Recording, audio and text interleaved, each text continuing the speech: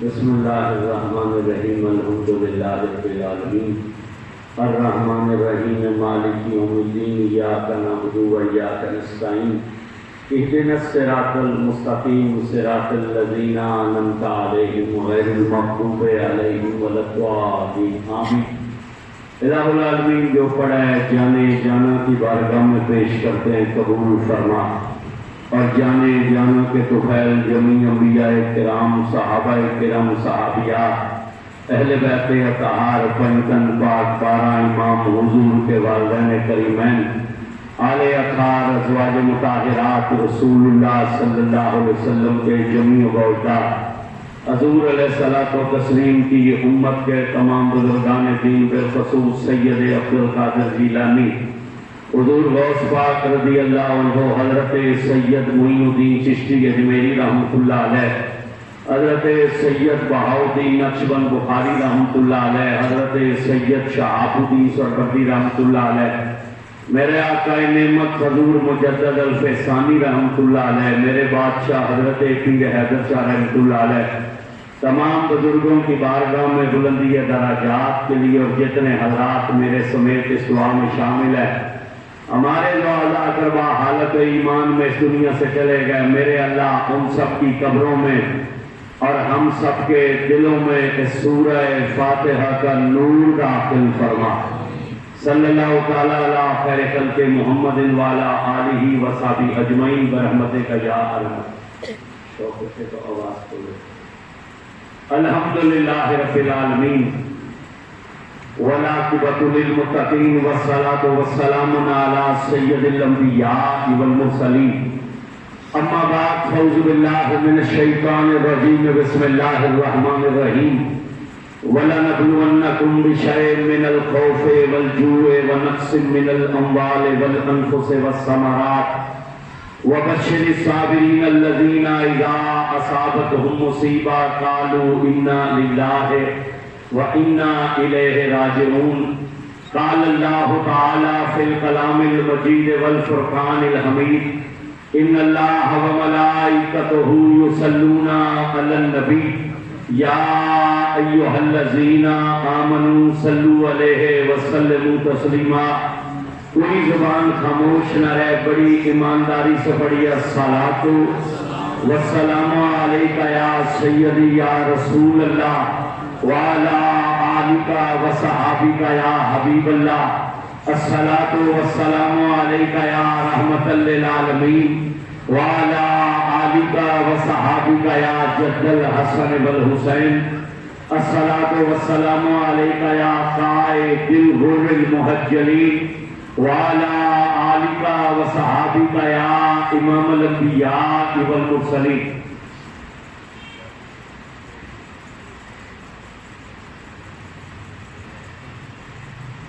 انتہائی قابل تکریم حضرات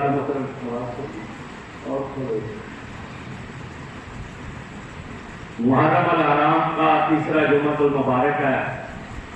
حضرت سیدنا امام حسین علیہ السلام کی بے مثال قربانی کو پوری کائنات میں خراج تحسین پیش کیا جا رہا ہے۔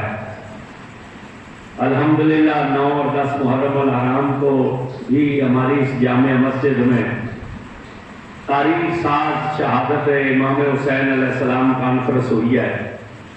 پچھلے جمعۃ المبارک امام پاک کی بارگاہ میں چند عقیدت کے پھول پیش کیے تھے، چند ایک پھول آج بھی پیش کیے جائیں گے۔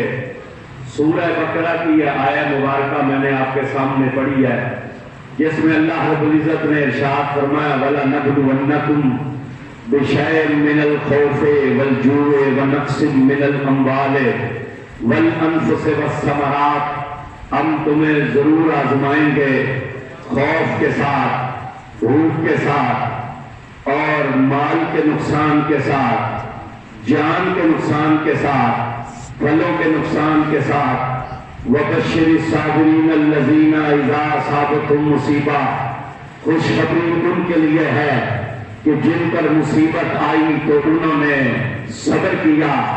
قالوا، اور کہا اِنَّا لِلَّهِ وَإِنَّا إِلَيْهِ رَاجِعُونَ، اے اللہ ہم تیرے لیے ہیں اور تیری ہی طرف لوٹ تک آنے والے ہیں۔ اللہ رب العزت نے سورہ بقرہ کی آیات میں 5 امتحانوں کا ذکر کیا۔ فرمایا ہم تمہیں ضرور آزمائیں گے خوف کے ساتھ اور بھوک کے ساتھ، مال کے نقصان کے ساتھ اور جان کے نقصان کے ساتھ و پھلوں کے نقصان کے ساتھ۔ امام شافعی رحمۃ اللہ علیہ فرماتے والانفس والثمرات سے مراد اللہ فرماتا ہے کبھی بڑی جانیں لے کر آزماؤں گا اور کبھی چھوٹی جانیں لے کر آزماؤں گا، مگر آزماؤں گا ضرور۔ یہ 5 امتحان لیتا ہے وہ اپنے بندے سے، لیکن آدم علیہ السلام سے لے کر آج تک اور آج سے لے کر صبح قیامت تک اس نے کسی پر 5 امتحان اکٹھے نہیں کیے ہیں۔ کسی پر 1 امتحان ہے، کسی پر 2 امتحان ہے، کسی پر 3 امتحان ہے، کسی پر 4 امتحان ہے، مگر 5 امتحان اس نے کبھی اکٹھے نہیں کیے۔ یہ واحد ایک امام حسین علیہ السلام کی ذات ہے کہ 2 محرم سے لے کر 10 محرم کی عصر تک اللہ امتحان لیتا رہا اور حسین امتحان دیتا رہا۔ اس نے امتحان لینے میں کمی نہیں کی، حسین نے امتحان دینے میں کمی نہیں کی۔ رجب میں مدینہ چھوڑ دیا، بھرے ہوئے گھر چھوڑ دیے، نانے کا روزہ چھوڑ دیا، ماں کی قبر چھوڑ دی۔ 8 دن بندہ مدینے رہتا ہے، حج پر جب جاتا ہے 8 دن بعد جب وہ نکلتا ہے نا مکے سے، مدینے سے، تو روتے ہوئے نکلتا ہے، اور ہر حاجی مدینے سے روتے ہوئے یہی کہتا ہے یا اللہ مجھے موت دے دے مگر مجھے مدینے سے جدائی نہ دے۔ قرآن نگاہ کی جامع مسجد میں آنے والوں جو 8 دن رہ کر آئے وہ روتے ہوئے گزرتا ہے، جس کی ولادت مدینے میں ہوئی، جس کا بچپن مدینے میں گزرا، جس کی جوانی مدینے میں گزری، جس کی نکاح مدینے میں ہوئے، جس کی زندگی کے 56 سال مدینے میں گزرے، جس کے نانے کا روزہ مدینے میں، جس کی ماں کی قبر مدینے میں، جس کے حسن مجتبیٰ کی قبر مدینے میں، جس کے چچے مدینے میں، جس کے ماموں مدینے میں، جس کی خالائیں مدینے میں، جس کا پورا قبیلہ مدینے میں ہو، جس کا خاندان مدینے میں ہو، اور صرف مدینے میں خاندان نہ ہو بلکہ جو مدینے کا بادشاہ ہو، جو مدینے کا سردار ہو، جو مدینے کا سلطان ہو۔ جب اسے حسین نے مدینہ چھوڑا تھا تو حسین کا حال کیا ہوگا؟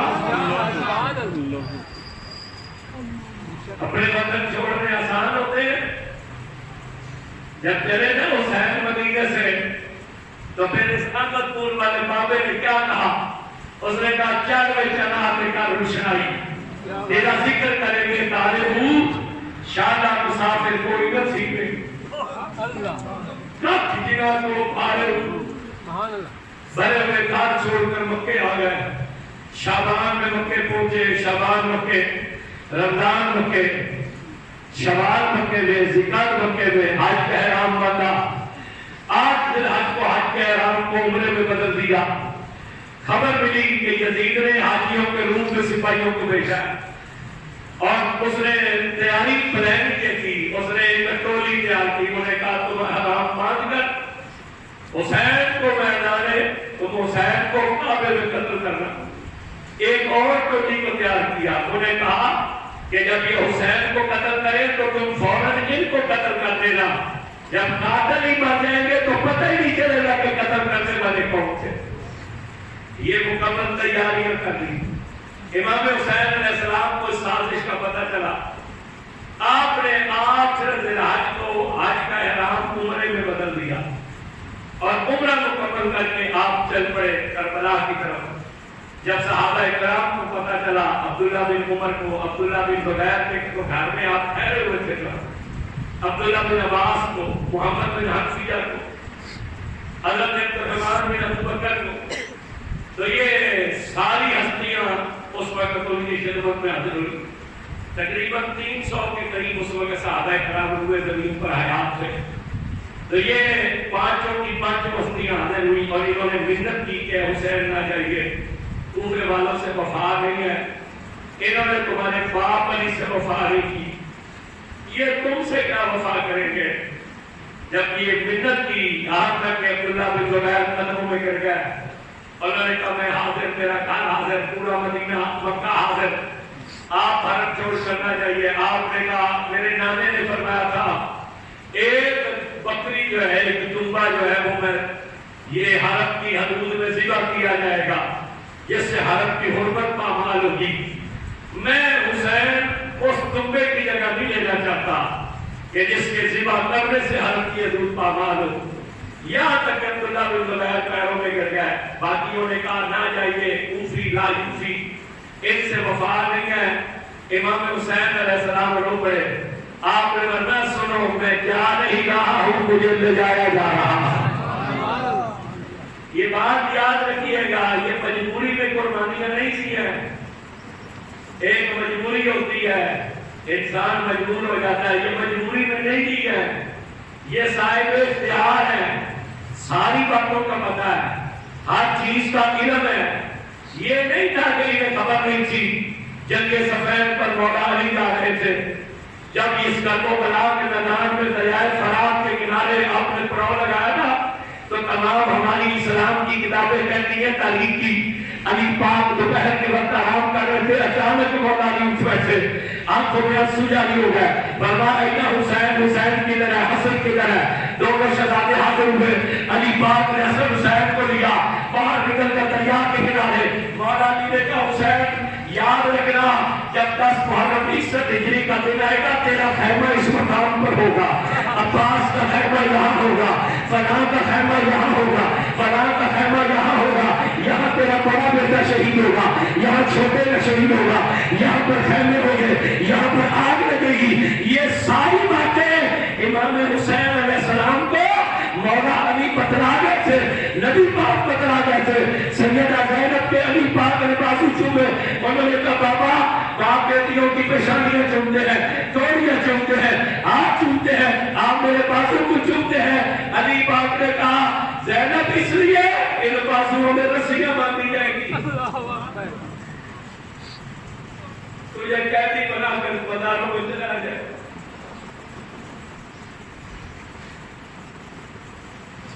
یہ نہیں تھا کہ پتہ نہیں تھا، ہر چیز کا پتہ ہے، مجبور ہو کر نہیں جا رہے اللہ کی رضا کے لیے۔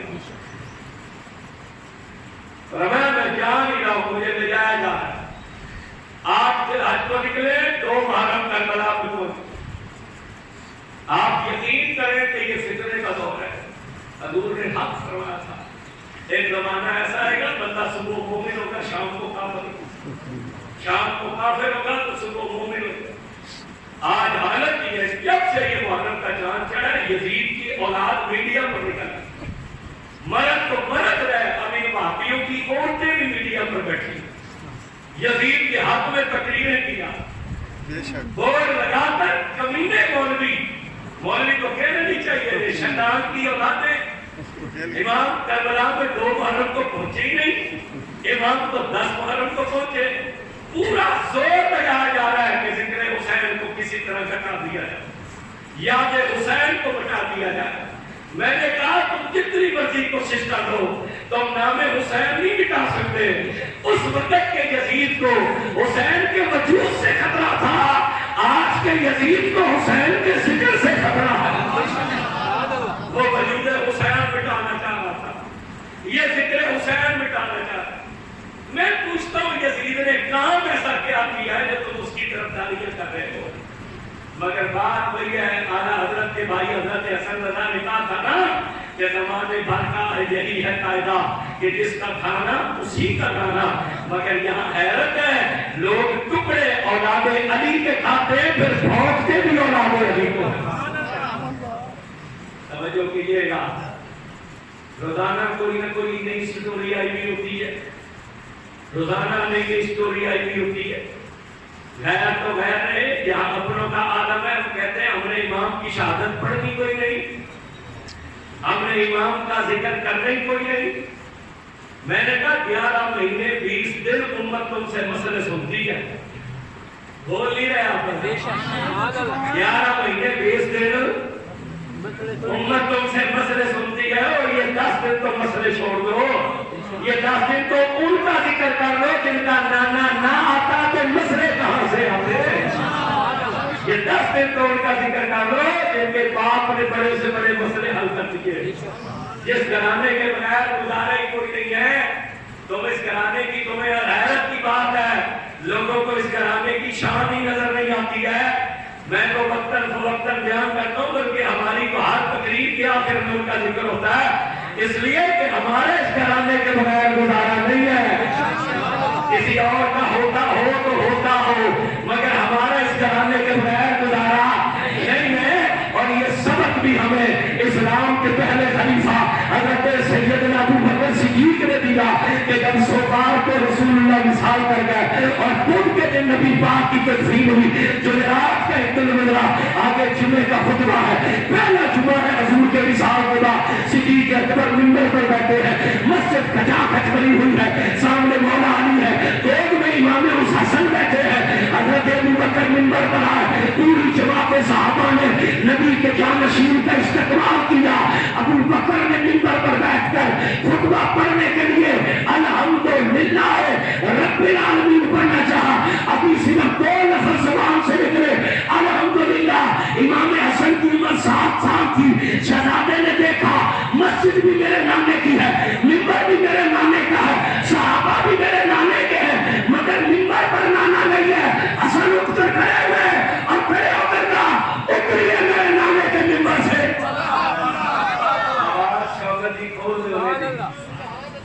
اتریے میرے نانے کے منبر سے. مسجد میں چیخو پکار ہو گئی، شور پڑ گیا. اسلام کا پہلا خلیفہ ہے، پہلا خطبہ ہے، پہلی آیت بھی پوری نہیں پڑی. شہزادے نے اتار دیا. اتار سکتا ہے کسی کا بیٹا ابو بکر کو؟ نہیں بولے نہیں آپ. اتار سکتا ہے کسی کا بیٹا، مگر یہ نبی کا بیٹا ہے. نہیں بول نہیں رہے آپ. محمد رسول اللہ حسن اور حسین علی کے بیٹے نہیں ہیں، یہ نبی کے بیٹے ہیں. جب یہ پیدا ہوئے میں پچھلے جمعہ بھی عرض کر چکا ہوں، حضور آئے، آپ نے کہا کیا نام رکھا؟ انہوں نے کہا حضرت. حضور نے کہا سن، تو ان کا نام نہیں رکھ سکتا، یہ تیرے بیٹے نہیں ہے، یہ آپ تیرے گھر میں گئے ہیں، مگر یہ بیٹے مجھ محمد کے ہیں. یہ آپ تو گئے ہیں تیرے گھر میں، مگر یہ میرے بیٹے ہیں. حضور نے کہا اے علی سن، اللہ نے ہر نبی کی اولاد کو اس کی سن سے پیدا کیا، لیکن میری اولاد کو تیری سن سے پیدا کیا. اور قیامت کے دن ہر کسی کی رشتہ داری ختم ہو جائے گی، مگر مجھ محمد کا نسب اس دن میں چلے گا. نعرہ تکبیر، نعرہ رسالت، نعرہ تحقیق، نعرہ حیدری، نعرہ غوثیہ. مجھ محمد کا نسب اس دن میں چلے گا. حضرت امام حسن نے کہا اتریے نانے کے منبر سے. حضرت صدیق اکبر نیچے اترا ہے. ابو بکر نے یہ نہیں سوچا یہ بچہ ہے، ابو بکر نے یہ نہیں سوچا یہ کمسن ہے، ابو بکر نے یہ نہیں سوچا عمر چھوٹی ہے، میں بڑی عمر میں ہوں، مجھے پوری امت نے متفق کر خلیفہ بنایا ہے. حسن قوموں کا اتارنے والا نیچے اترے. حضرت علی پاک گھبرا کر کھڑے ہوئے، چہرے مبارک پر پسینہ آ گیا. آپ نے کہا ابو بکر مجھے سلام کی قسم ہے جس کے قبضے میں مجھے علی کی جان ہے، یہ پٹی میں نے نہیں پڑھائی ہے. یہ نہ سمجھنا کہ شاید ابو بکر حسن کو سمجھا کر رہا تھا کہ جب تیرے باپ کے علاوہ کوئی منبر پر چڑھے تو اسے اتار دینا.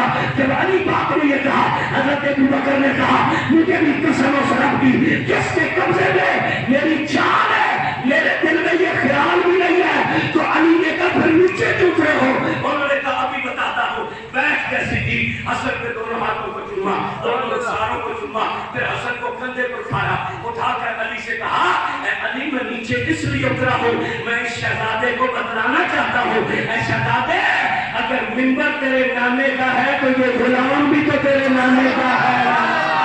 اگر غلام ہاتھ چوک کے بول سو سبحان اللہ. منبر تیرے نانے کا ہے تو یہ غلام بھی تو تیرے نانے کا ہے. یہ صحابہ نے ہمیں بتلایا ان سے محبت کیسے کرنی ہے. کوئی ان کی محبت نہیں نکال سکتا، اس لیے کہ ان کی محبت اللہ نے لوگوں کے دلوں میں ڈالی ہے. ان کی محبت اللہ نے لوگوں کے دلوں سے ڈالی ہے. حضور نے جب یہ حجۃ الوداع کا خطبہ دیا اور پھر نبی پاک نے وہ حضرت زید بن ارقم فرماتے ہیں حضور نے فرمایا لوگوں سنو میں تم میں دو بھاری چیزیں چھوڑی جا رہا ہوں ترکتہم فی الثقلین میں دو بھاری چیزیں چھوڑی جا رہا ہوں آگے فرمایا کتاب اللہ و ذکرہ ایک اللہ کی کتاب ہے دوسرا اپنی آل کو چھوڑے جا رہا حضور نے فرمایا سنو یہ کبھی جدا نہیں ہوں گے نہیں یتفرقوا یہ کبھی بھی جدا نہیں ہوں گے جہاں اہل بیت ہے وہاں قرآن ہوگا سبحان اللہ اونچی جہاں قرآن ہے وہاں اہل بیت ہوں گے یہ کبھی بھی جدا نہیں ہوں گے یہاں تک کہ یہ حوض کوثر پر میرے پاس آ جائے یہی وجہ ہے کربلا کے میدان میں قرآن حسین کے ساتھ تھا اور حسین قرآن کے ساتھ تھے یہی وجہ ہے حسین نے میزے پر چڑھ کر قرآن پڑھا اب قیامت تک قرآن حسین کی شان میں کرتا رہے گا جتنا بھی کوئی یزیدی ملا ہو خارجی ملا ہو جتنا بھی کوئی یزید کی طرفداری کرنے والا ہو مگر کمینہ جب مصلی پر کھڑا ہو کر پڑے گا نا وَلَا تَقُولُوا لِمَنْ يُقْتَلُ فِي سَبِيلِ اللَّهِ أَمْوَاتٌ بَلْ أَحْيَاءٌ وَلَٰكِن لَّا تَشْعُرُونَ تو دل میں خیال تو آئے گا نا ارے یہ آیت تو حسین کی شان بیان کر رہی ہے یہ آیت تو حسین کی شان بیان کر رہی ہے خیال تو آئے گا نا دل میں توجہ کیجیے گا امام نے کہا میں جا نہیں رہا اونچا بولیے میں لے جا رہا ہوں چل پڑے 2 محرم پہنچے بڑی ضرب تقسیم میں 30 منزلیں ہیں کربلا تک یہ 8 ذی الحجہ کو اس لیے چلایا 2 محرم کی سٹوری بنانی تھی 2 محرم کو حسین پہنچ گئے پھر آگے باتیں بنانی تھی یہ تو 30 منزلیں ہیں یہ پہنچ نہیں سکتے میں نے کہا کمینے 7 کو اس کی منزل ہوتی ہے اونٹوں اور گھوڑوں پر سفر ایک دن میں صرف 10 کلومیٹر کیا جاتا ہے 3 منزلیں سفر کیا جائے تب بھی حسین پہلے پہنچتے ہیں 2 محرم کو پہنچے اور بن ریا یزیدی کھڑا تھا 2000 سواروں کے ساتھ اس نے امام کا راستہ روک لیا اس نے کہا میں کوفے کی طرف نہیں جانا چاہتا دے سکتا اتنا کہتا ہوں واپس چلے جائیے امام ساری رات سفر کیا جب صبح ہوئی تو پھر اسی مقام پر سے اب قبیلہ بنی اسد کے لوگوں کو بلایا اور بلا کر کہا تم اس علاقے کے رہنے والے ہو بتاؤ اس کا نام کیا ہے انہوں نے کہا حسین اس کا نام عرض مہرباں ہے امام نے کہا کوئی اور نام ہوگا انہوں نے ایک نام اور لیا آپ نے کہا کوئی اور نام تو ایک بوڑھا اٹھا اس نے کہا اس کا ایک نام عرض کرنے والا ہے جب کہا عرض کرنے والا ہے امام نے کہا خیمے لگا دو یہ بھی میری آخری آرام گاہ ہے خیمے لگا دیے گئے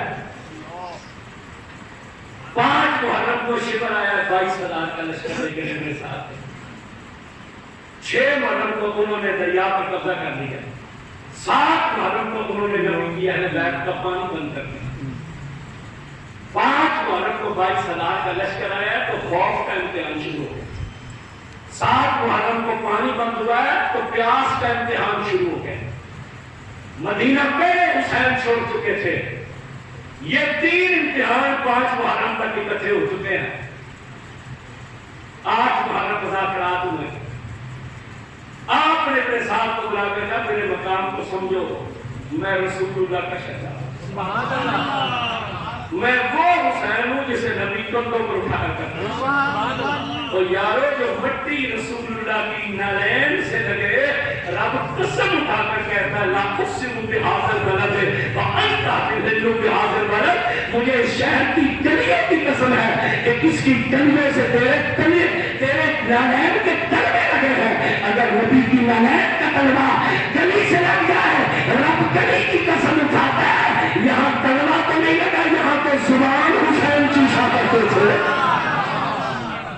یہاں تو رسول اللہ کی زبان چوسا کرتے تھے ایک برادری میں شہادت حسین کو ایک فسانہ بنا دیا 10 دن حسین کو مانگت بنایا جاتا ہے منگتا سوالی حسین کو بنایا جاتا ہے سوالی پانی مانگتے تھے روتے تھے پانی مانگتے تھے اگر حسین کتنا ہی ہونا تھا تو حسین بیعت کر لیتے بولے اگر اتنا ہی امام حسین پر دریا غالب تھا تو اتنا ہی کرنا محنت ان کی کر رہے تھے اور کتنے ہی واسطے ڈال رہے تھے، ضرورت کیا تھی، بیعت کر لیتے حسین کا کیا کرنا مانگنے کی ضرورت تھی.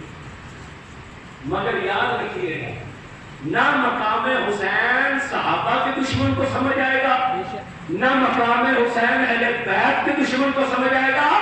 مقام حسین اس سے ہی سمجھ آ سکتا ہے جس کے کلیجے میں صحابہ کی محبت بھی ہو اور اہل بیت کی محبت بھی ہو.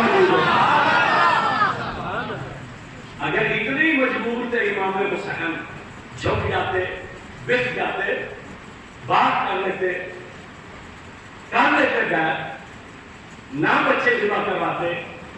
اگر اسی طرح رونا تھا ان کے سامنے، اسی طرح ماتم کرنا تھا، منہ پیٹنا تھا، سر پیٹنا تھا، بال کھولنے تھے، پھر صبر کس چیز کا نام ہے؟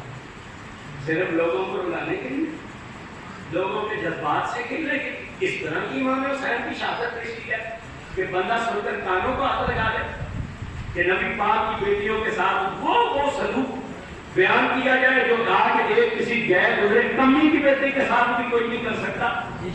یہاں نبی کے لیے یہ اہل بیت سے محبت نہیں ہے، دشمنی ہے اہل بیت سے. اتنا ظلم تو اہل بیت پر یزیدیوں نے نہیں کیا جتنا اہل بیت کا نام لے کر محبت کا دعویٰ کرنے والوں نے کیا. صرف اپنا ریٹ بڑھانے کے لیے 1 کروڑ روپے کی ڈائری بکتی ہے، 1 کروڑ روپے کا محرم لگتا ہے، 35 لاکھ کی مجلس ہوتی ہے صرف اس لیے کہ وہ قصہ وہ بیان کرے گا جو دوسرا کرو مگر توہین نہ کرو. روایت پڑھو مگر وہ روایت نہ پڑھو جس میں نبی کی بیٹیوں کی توہین ہو. توہین نہ کرو نبی کی بیٹیوں، علی کی بیٹیوں کی توہین. لوگوں کو نہ رلانے کے لیے یہ قصے بیان کرو شہادت حسین بیان کرو، ان کی تکلیفیں بیان، مگر اس طریقے سے کرو کہ کون مسائل میں، کون تکلیفوں میں حسین روتا ہوا نظر نہ آئے، حسین سر بلند کرتا ہوا نظر آئے. یہی وجہ ہے نا وہ اجمیر کے ٹبے پر بیٹھ کر بابے نے کیا کہا تھا، سردار نداد دست در دست یزید، سر دے دیا مگر ہاتھ نہیں دیا. سر دینا آسان ہوتا ہے یا ہاتھ دینا آسان ہوتا ہے؟ سردار نداد دست در دست یزید، حقا کے بنا الہ الہ. اصل حسین حق یہی ہے کہ کلمے کی بنیاد لا الہ الا اللہ کی بنیاد حسین ابن علی کا خون ہے.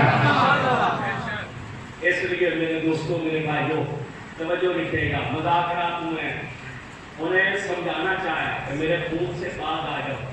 میں وہ حسین ہوں جو نانے کے قدموں پر سوار ہوتا ہے.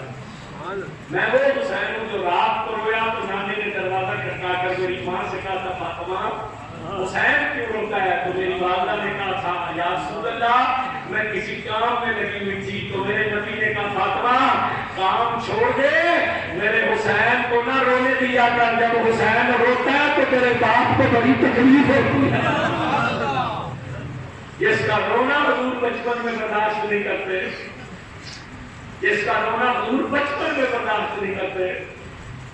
حضرت حریرہ کہتے ہیں، میں نے اپنی آنکھوں سے دیکھا نبی پاک نے حسین کی دونوں انگلیوں کو پکڑا اور دونوں قدم اپنے قدموں پر رکھ کر حضور چل رہے تھے. حسین کے قدم حضور کے قدموں پہ تھے، ننھے ننھے قدم حضور اٹھا رہے تھے.